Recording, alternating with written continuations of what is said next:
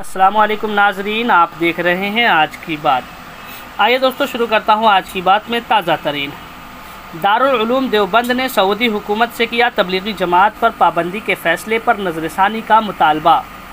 دارالعلوم دیوبند کے محتمیم و شیخ الحدیث مولانا مفتی ابوالقاسم نعمانی نے مملکت سعودی عربیہ کے ذریعے تبلیغی جماعت کے خلاف مہم جوئی پر تشویش کا اظہار کرتے ہوئے کہا کہ حضرت مولانا محمد الیاس دارالعلوم کے صدر المدرسین شیخ الہند حضرت مولانا محمود الحسن کے تلامذہ میں سے تھے۔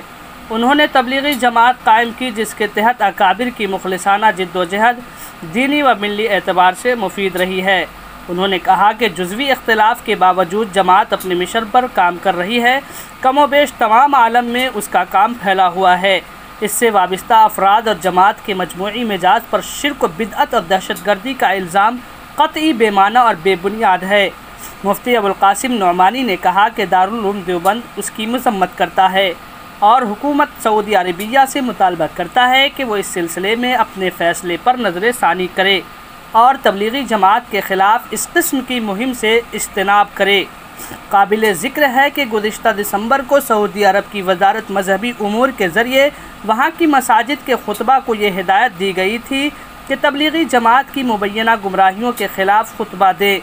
اس حکم نامے میں اس جماعت اور اس کی دعوت کو دہشت گردی کے دروازے میں سے ایک دروازہ قرار دیا گیا تھا۔ وزارت سے اس کی تفصیلات اپنے ٹویٹر ہینڈل پر بھی شیئر کی تھی، جس کے بعد یہ خبر سوشل میڈیا پر وائرل ہو گئی اور ہندوستان کی مین اسٹریم میڈیا میں بھی اسے زور و شور سے اچھالا جا رہا ہے۔